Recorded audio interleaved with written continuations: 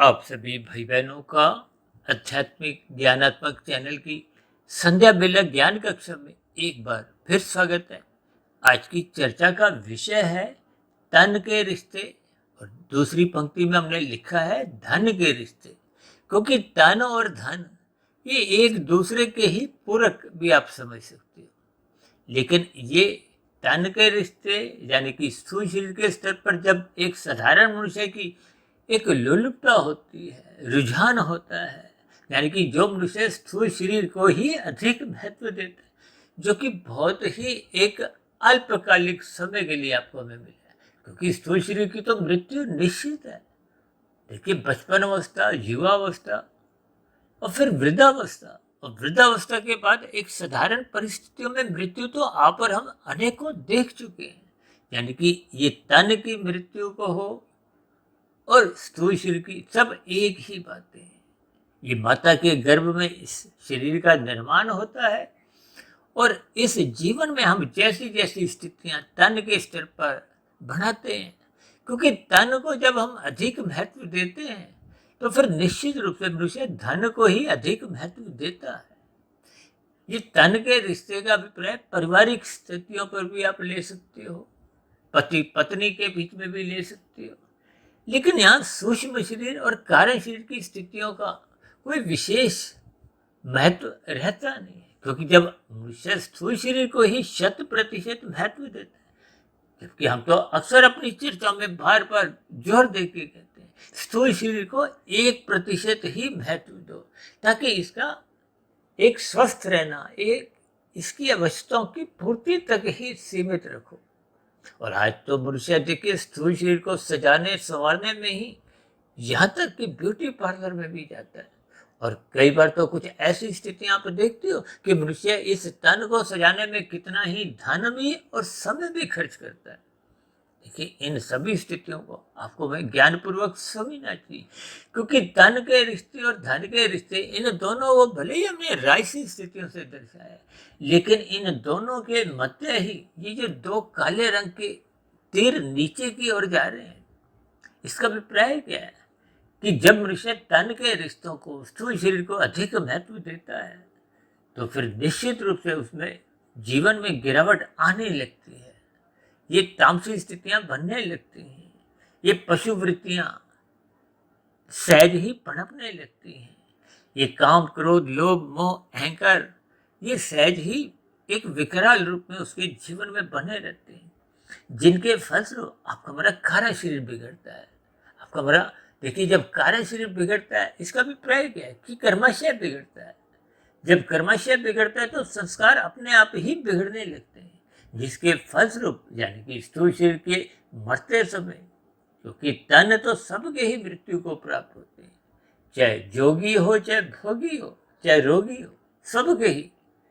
इसका अभिप्राय क्या है कि जब हमारा कार्य शरीर बिगड़ जाता है तो फिर स्थूल शरीर के मरने पे पुनः मनुष्य योनि की प्राप्ति भी नहीं होती। जबकि मनुष्य योनि में तो देखिए साधना करने का एक सुअवसर दिया गया है, यानी कि हम जन्म मरण के बंधन से भी मुक्ति पा सकते हैं और सदा सदा के लिए, यहाँ सदा सदा के लिए का अभिप्राय बहुत लंबे समय के लिए, देखिए करोड़ों अरबों वर्षों का वो समय है, वो मोक्ष की अवधि है, मायातीत की स्थिति है, आध्यात्मिक शरीर की प्राप्ति है, आनंदमय जीवन की स्थितियां हैं, क्योंकि परमात्मा एक आनंद स्वरूप सत्ता है।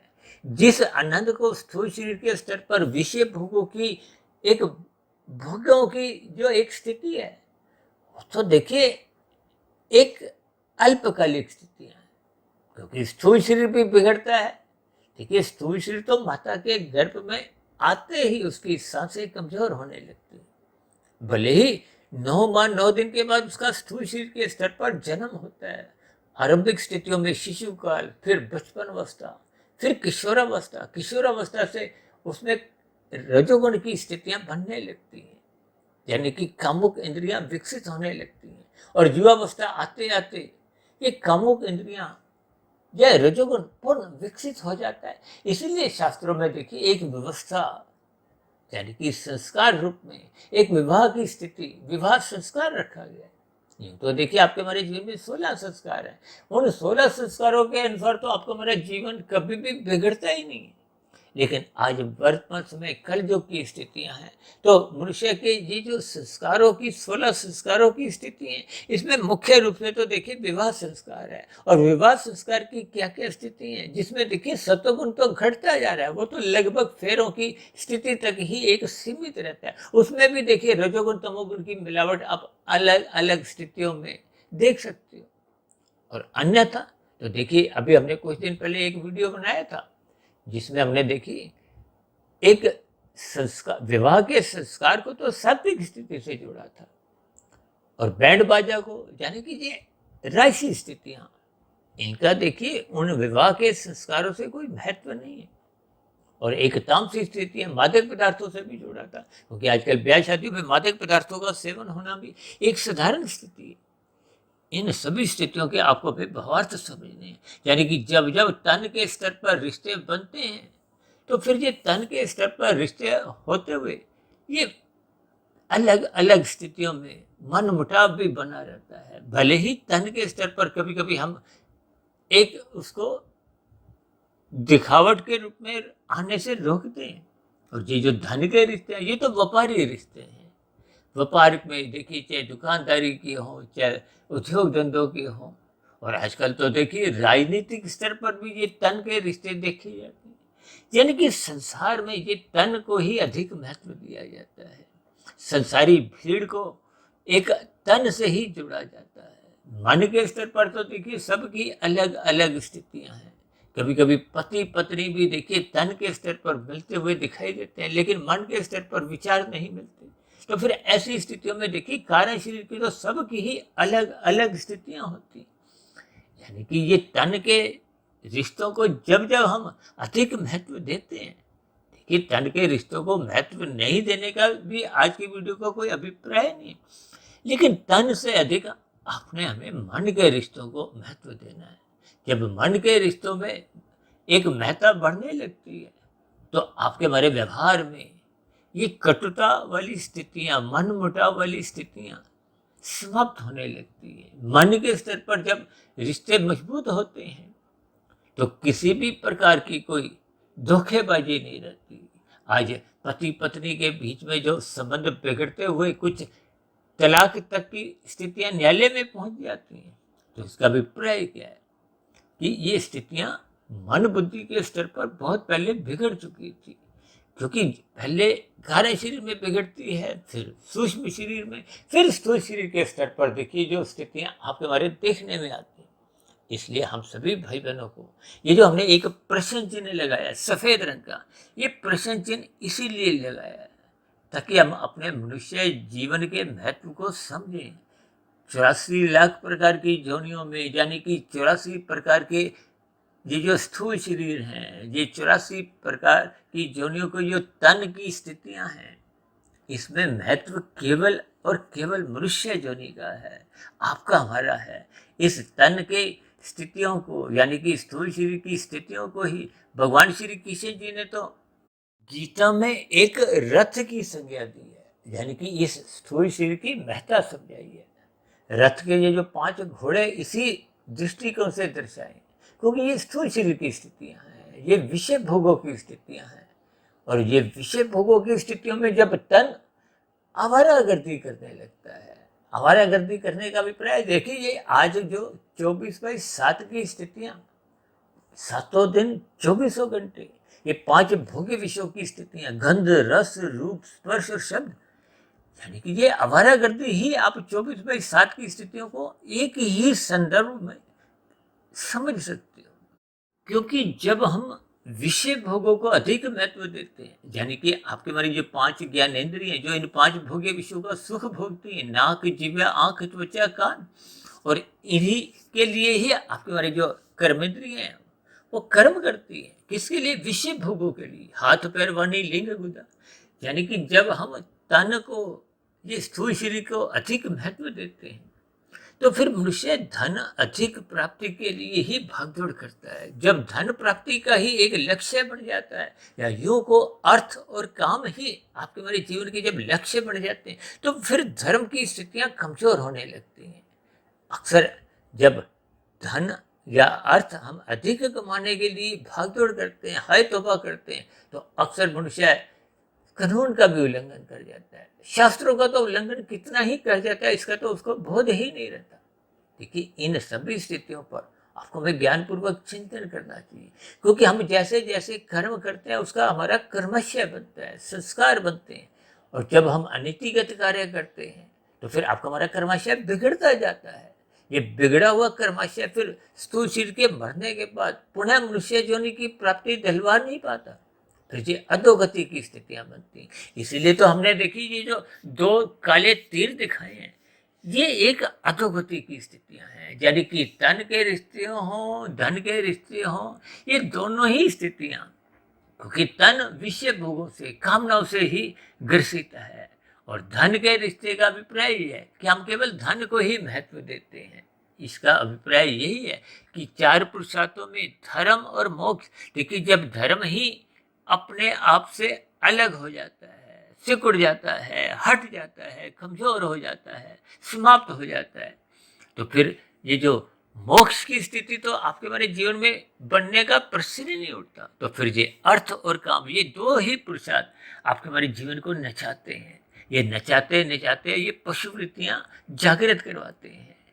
आज जो समाज में देखिए विभिन्न प्रकार की जो एक पशु वृत्तियां आपके हमारे व्यवहार में दिखने लगी है, मानवता मरने लगी है, इंसानियत समाप्त होने लगी। इनका कारण ही यही है कि आपका हमारा सत्वगुण घटता जा रहा है, जिस पर हमने आज एक प्रश्न चिन्ह लगाया है। देखिए, प्रश्न चिन्ह इसीलिए लगाया कि मनुष्य का श्रद्धापूर्वक सत्संग होता नहीं है, जिसके फलस्वरूप मनुष्य ब्रह्म मुहूर्त में भी सोया रहता है। रात को तो 1 बजे 2 बजे तक देरी तक भी जागता हुआ मौनात्मक स्थितियों में अपना जीवन बिताता है, भोगात्मक स्थितियों में खोया रहता है, सुबह ब्रह्म मुहूर्त में उठ नहीं पाता। तो ये सभी स्थितियां आपका हमारा सूक्ष्म शरीर और कारण शरीर में बिगाड़ जाती हैं, जिसके फलस्वरूप देखिए स्थूल शरीर की तो एक वृद्धावस्था के बाद ही भोग्य इंद्रियां कमजोर हो जाती हैं। ये कमाया गया धन सब यहीं रह जाता है। कभी कभी आप देखोगे ना, धनी मनुष्यों के जीवन में देखिए अस्पताल में कुछ ऐसी स्थितियां भी आती हैं कि तन के लिए जो स्थूल पदार्थ आपको हमें लेने होते हैं, वो भी लेने के लिए आपका हमारा शरीर सही से काम कर नहीं पाता। कितने ही ऐसे यंत्र हैं, यानी कि नली द्वारा एक ग्लूकोज की स्थितियां, यानी कि कुछ तरल पदार्थ देकर कुछ स्थितियों को संभाला जाता है। और इसी तरह तन के स्तर पर मल मूत्र त्यागने की भी कुछ ऐसी ही स्थितियां बनती हैं। इसका भी प्रय क्या है कि भोग विषय तो देखिए संसारी ये समाप्त नहीं होते, इनको भोगने वाला ही समाप्त होता है। इसलिए हम सभी भाई बहनों को अपने स्थूल शरीर को 1% महत्व देना है, उससे अधिक महत्व, 10 गुना अधिक महत्व हम तो बार बार कहते हैं मन बुद्धि को देना है, सूक्ष्म शरीर को देना है, ताकि मन परमात्मा में टिके। मन बुद्धि की अंतर्गत, बुद्धि के अनुशासन में रहे। देखिए, भगवान श्री कृष्ण जी ने तो स्पष्ट शब्दों में अर्जुन के रथ के 5 घोड़ों की लगाम अपने हाथ में रखते हुए, देखिए लगाम तो क्या है, मन, उसको अपने हाथ में रख के यही एक उपदेश दिया कि हमें गुरु की आज्ञा में अपना जीवन अनुशासी बनाना है, ब्रह्म मुहूर्त में उठना है, शास्त्रों का स्वाध्याय करना है। ये सभी स्थितियां फिर दिन में जब रजोगुणी स्थितियां, संसारी स्थितियां आती हैं, तो वो आपकी मर्यादित रहती है। आपके हमारे विषय भोग बिगड़ते नहीं, वो स्थूल शरीर की अवस्थाओं तक रहते हैं। पुरुषार्थ भी किया जाता है स्वयं की अवस्थाओं की पूर्ति के लिए, परिवार का लालन पालन के लिए। तो जब रजोगुण मर्यादित रहता है तो फिर मनुष्य, शाम को जब तमोगुण आता है तो उस तमोगुण में मनुष्य गिरता नहीं है। जब ये स्थितियां निरंतर आपके हमारे जीवन में बनी रहती हैं, तो फिर आपके हमारे पारिवारिक स्तर पर भी, यानी कि तन के रिश्ते भी एक संतुलित रहते हैं।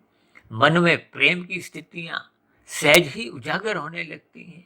तो फिर ऐसी स्थिति में कारण शरीर शुद्ध होता जाता है, शुभ संस्कार बनते जाते हैं, जिसके फलस्वरूप आत्मा पर जो राशि तामसी गुणों की जो एक परछाई थी, वो सहज ही हटने लगती है। जब शुभ संस्कार कार्य शरीर में बनने लगते हैं, तो आत्मा अपने मूल स्वरूप में लौटने लगती है। यानी कि आत्मा के जो दिव्य गुण है, आत्मा परमात्मा का तो देखिए पहले से ही सजातीय संबंध है। तो फिर आत्मा परमात्मा के सम्मुख बनी रहती है, आनंद की झलकें भी मिलती हैं। और जब स्थिति कारण शरीर की पूर्ण रूप से शुद्ध हो जाती है तो जन्म मरण के बंधन से मुक्ति पा हम मोक्ष की स्थिति को प्राप्त कर लेते हैं। इसलिए हम सभी भाई बहनों को अपने स्थूल शरीर को 1% सूक्ष्म शरीर यानी मन बुद्धि को उससे 10 गुना अधिक महत्व देना है। और कार्य शरीर में शुभ संस्कार बनते जाएं और पुराने बुरे संस्कार क्रम से दग्ध बीज होते जाएं। इसलिए हमने अपने कार्य शरीर को 100% महत्व देना है। जब ये सभी स्थितियां आपके हमारे जीवन में बढ़ने लगेंगी तो मनुष्य का मिला हुआ जीवन मायातीत की स्थिति की ओर अग्रसर होने लगता है। और यदि इसी जन्म में हम मायातीत हो जाते हैं तो इसका अभिप्राय क्या है कि स्थूल शरीर के मरने पे हम मायातीत मोक्ष की स्थिति एक लंबे काल के लिए आनंदमय स्थिति में चले जाते हैं, आध्यात्मिक शरीर की प्राप्ति हो जाती है। तो ऐसी सभी सार्थक शुभ स्थितियां आपके हमारे जीवन में भी बने। इसीलिए हमने देखिए तन के रिश्ते और धन के रिश्ते के बीच में एक प्रश्न चिन्ह लगाया है, ताकि हम समय के रहते यानी कि स्थूल शरीर की मृत्यु से पूर्व ही हम संभलें, अपने सत्वगुण को बढ़ाएं, जगाएं, ब्रह्म मुहूर्त में उठें, ताकि हम मिले हुए जीवन में जितने अधिक आध्यात्मिक उन्नति कर लेते हैं वो तो मरने के बाद भी सुरक्षित बनी रहती है। और जब साधना आरंभ हो जाती है तो फिर मनुष्य नीचे की जो अधोगति की स्थितियां हैं, 80 लाख प्रकार की जो जोनिया की दंडमय स्थितियां हैं, उनसे भी बच जाता है। पुनः मनुष्य को साधना के लिए मनुष्य जोनि का ही जन्म मिलता है, संस्कारी माता पिता मिलते हैं, गुरुजनों का संग सहज ही उपलब्ध रहता है। यानी कि कुल मिलाकर परमात्मा की कृपा बरसते हुए हम आगे साधना करते हुए पूर्ण स्थिति प्राप्त कर लेते हैं। तो ऐसी सभी सात्विक शुभ स्थितियां आपके हमारे जीवन में भी बनना आरंभ हो। इन्हीं शुभ कामनाओं के साथ चर्चा विषय को अब यही विश्राम देते हैं। कल सुबह फिर मिलते हैं ब्रह्म मुहूर्त ज्ञानोपदेश कक्षा में। तब तक आप अपने आध्यात्मिक मित्र सुधीर भाटिया फकीर को इजाजत दें। फिर भी वीडियो संबंधित आपके मन में कोई प्रश्न उठ रहा हो, कोई मेरी कही गई बातें आपको आधी अधूरी लगती हो, कही गई बातों पर कोई आपत्ति हो, तो आपके प्रश्नों का, सुझावों का और शिकायतों का नीचे दिए गए कमेंट्स बॉक्स पर या प्रश्नोत्तर ज्ञान कक्षा में सदा ही स्वागत है। अब चर्चा को यही विश्राम देते हैं। आप सभी भाई बहनों को बहुत बहुत शुभ रात्रि। और सुबह ब्रह्म मुहूर्त में उठने के लिए, अपने कार्य शरीर को शुद्ध करने के लिए मेरी ओर से बहुत बहुत शुभकामनाएं। चर्चा विशेष को ध्यानपूर्वक धैर्यपूर्वक सुनने के लिए आप सभी भाई बहनों का बहुत बहुत धन्यवाद।